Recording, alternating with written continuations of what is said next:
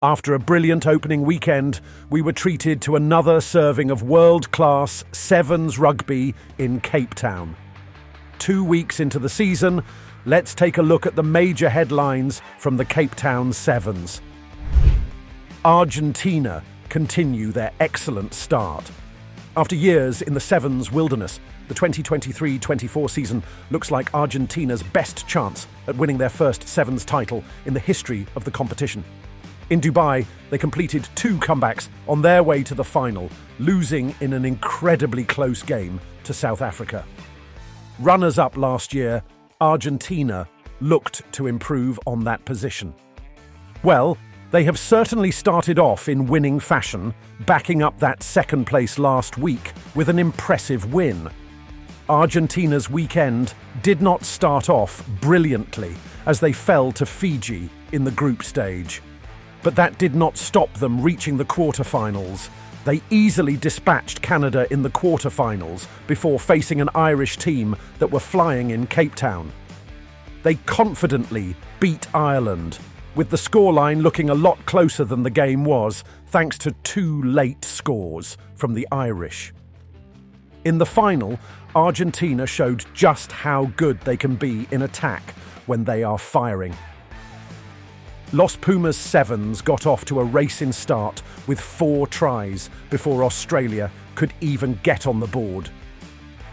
Despite a couple of tries from the Wallabies Sevens, Argentina were able to extend their lead further for a spectacular 45-12 win in the final. Los Pumas Sevens head coach Santiago Gomez Cora summed up this team nicely, saying they're a little crazy to play in that way. This Argentinian team are certainly crazy, and they look like one of the best attacking teams in the world.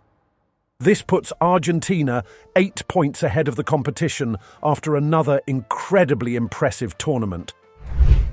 South Africa massively disappoint. If Argentina were the surprise team of the tournament, then South Africa were by far the disappointment of the Cape Town Sevens. The home side headed into the tournament off the back of an impressive victory in Dubai, where they overcame Argentina in the final. There was hope that South Africa could go back-to-back in front of their home fans. But the home side's weekend started off poorly and only got worse from there. On Saturday, they began the tournament with a good win over Great Britain, followed up by a 2-score victory over the USA.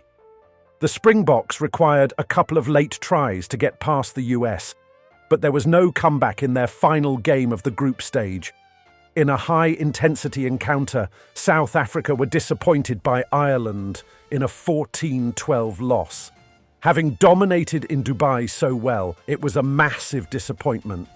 But things were only going to get worse for the Springboks. They had not won in Cape Town since 2015, and that record was going to extend after an incredibly disappointing loss to Australia in the quarterfinals. The Springboks weren't even able to get a point on the board as they were ran out of the tournament with a 28-0 loss. South Africa were just unable to get out of their own half for most of the match, and too many missed tackles cost the Blitzboks.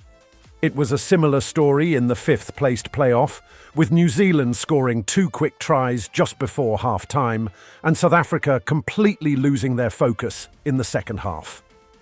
Having won so impressively in Dubai, South Africa will be very disappointed to put out 3 losses in front of their home fans. It also puts them level on points with Fiji, 8 points behind the leaders Argentina. It's another disappointing home tournament for South Africa. Ireland are serious contenders.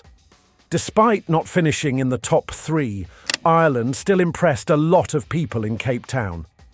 They were very good in Dubai and faced a tough test in South Africa in the group stage.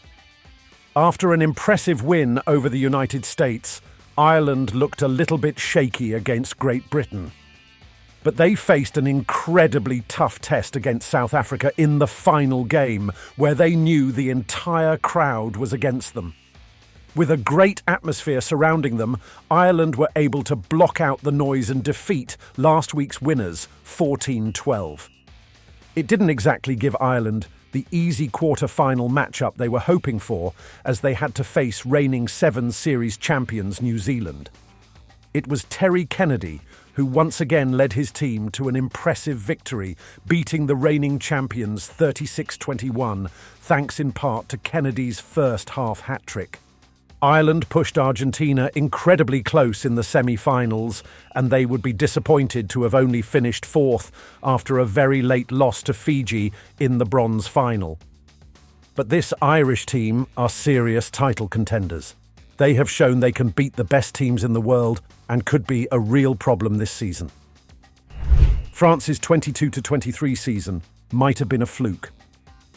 Last season, France finished in the top 5 in the Sevens series for the first time in the team's history. They had been moving in the right direction for a few years, but their start to this season has made those previous performances look like a fluke. While they did at least make it to the quarterfinals this weekend, France fell to Fiji in the quarterfinals. They weren't even able to get their hands on 7th place, losing to Canada to finish 8th in the tournament. There is a lot of pressure on the French team at the moment. I'm sure they will be thinking about the Paris Olympics next summer and the potential for some of the best 15s players to step into this squad. I think that mix of uncertainty and expectation is hurting this French team. It seems like until France can put together a consistent squad, they might struggle to repeat their performance from last season. Maybe we are ready to say that last season was a fluke for France. So, what do you think about the second weekend of a brand new Sevens series? Why not put your thoughts in the comments down below? While you're down there, why not hit the like button and subscribe? Thank you for watching, and please watch our video on Dubai Sevens and join us next time for a recap of Perth Sevens.